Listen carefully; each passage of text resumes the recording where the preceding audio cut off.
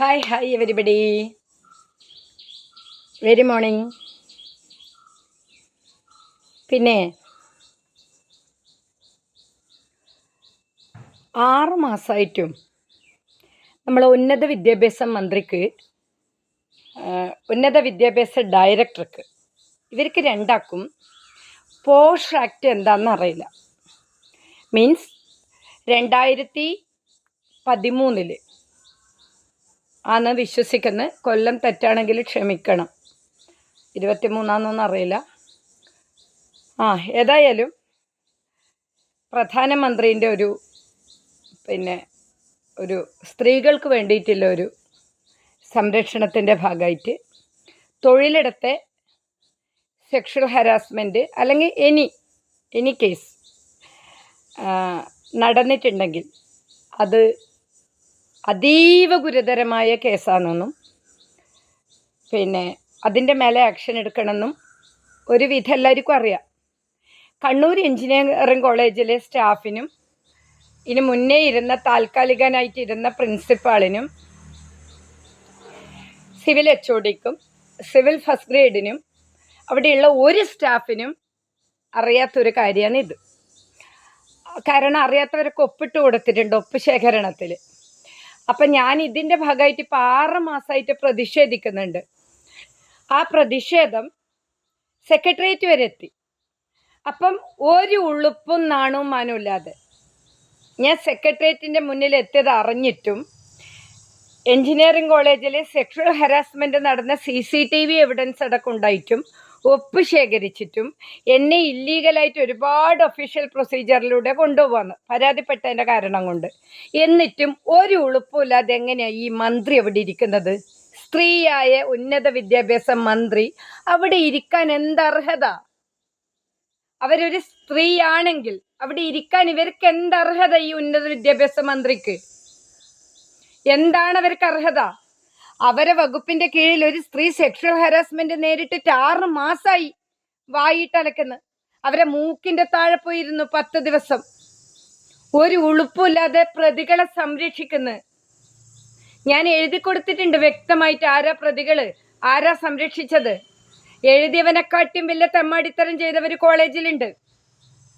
1-ാം പ്രതി ഡയറക്ടർ, 2-ാം പ്രതി രാജേഷ് KN, 3-ാം പ്രതി വന്ദന ശ്രീധരൻ, 4-ാം പ്രതി രാജേഷ് KK.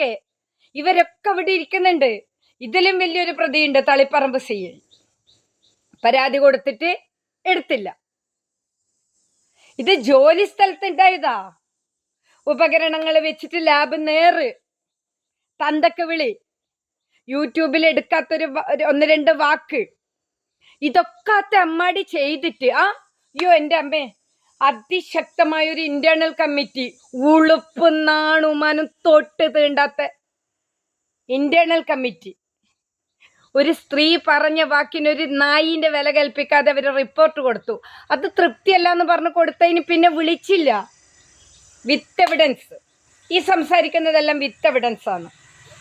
ഒരു വിധം ബഹുമാനപ്പെട്ട പിണറായി സർക്കാരിന്, പിണറായിയോടുള്ള എല്ലാ റെസ്പെക്റ്റും വെച്ചും കൊണ്ട് പറയുന്നു. ആദ്യം പറഞ്ഞ അതേ വാക്ക് ഇപ്പോഴും പറയുന്നു. എന്നെ സസ്പെൻഷൻ ഇടിച്ചത് ഈ വാക്ക് പറഞ്ഞതിനാലാണ്. ബഹുമാനപ്പെട്ട മുഖ്യമന്ത്രി, അതായത് മുഖ്യമന്ത്രിക്ക് കുടുംബമില്ലേ, മുഖ്യമന്ത്രിക്ക് ഭാര്യയില്ലേ, മുഖ്യമന്ത്രിക്ക് മകളില്ലേ, അവർക്കുള്ള അതേ മാനസിക പ്രശ്നവും ശാരീരിക പ്രശ്നവും നാണും മാനും എനിക്കുമില്ലേ? ഉന്നത വിദ്യാഭ്യാസ മന്ത്രിക്കുള്ളത് തന്നെയല്ലേ എനിക്കും? ഇത് ചോദിച്ചതിന് എന്നെ സസ്പെൻഷൻ അടിച്ചത് വീണ്ടും വീണ്ടും ആവർത്തിക്കുന്നു. ഇതെന്നല്ലേ നിങ്ങൾക്കെല്ലാം?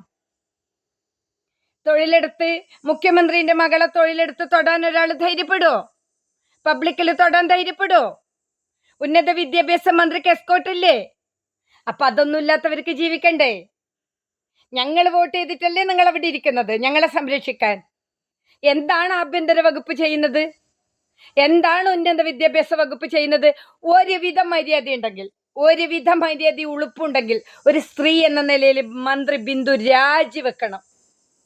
രാജിവെക്കണം. നിങ്ങൾ വലിയ മീഡിയാസിനെ തടഞ്ഞു വെച്ചതിനെ കൊണ്ടോ സെക്രട്ടേറിയറ്റിൽ നിന്ന് വീട്ടിൽ പോകണം എന്ന് പറഞ്ഞതിനെ കൊണ്ടൊന്നും അല്ല ഞാൻ വീട്ടിലേക്ക് വന്നത്. എനിക്ക് എൻ്റെതായ കുറച്ച് ശാരീരിക പ്രശ്നമുള്ളത് കൊണ്ട് ഞാൻ വന്നതാണ്. ഒരുത്തിനെയും പേടിച്ചിട്ടോ പോലീസുകാർ പറഞ്ഞിട്ടോ സ്പെഷ്യൽ ബ്രാഞ്ച് പറഞ്ഞിട്ടോ അല്ലെങ്കിൽ ക്രൈം ബ്രാഞ്ച് പറഞ്ഞിട്ടൊന്നും വന്നതല്ല.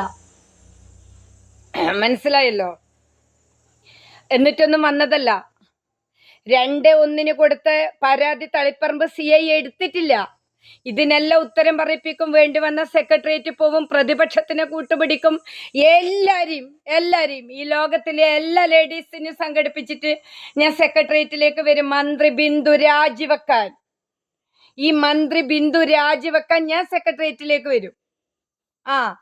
നിങ്ങൾ എന്താന്ന് വെച്ചാ ചെയ്യ്. എല്ലാ എവിഡൻസും ഉണ്ടായിട്ട് ഉളുപ്പില്ലാണ്ട് താൽക്കാലിക പ്രിൻസിപ്പാളായിട്ടിരുന്നവനെയും HODനെയും മറ്റവനെയും സംരക്ഷിക്കുന്നോ? ഡയറക്ടർ സംരക്ഷിക്കുന്നോ? 7-ാം തീയതി ഇട്ടതാ കോഴിക്കോട് നിന്ന് കാസർഗോഡേക്ക് അന്വേഷണത്തിന്. ഈ സമയം വരെ അന്വേഷിച്ചിട്ടില്ല. ഇന്ന് വരുന്നു പറഞ്ഞിട്ടുണ്ട്.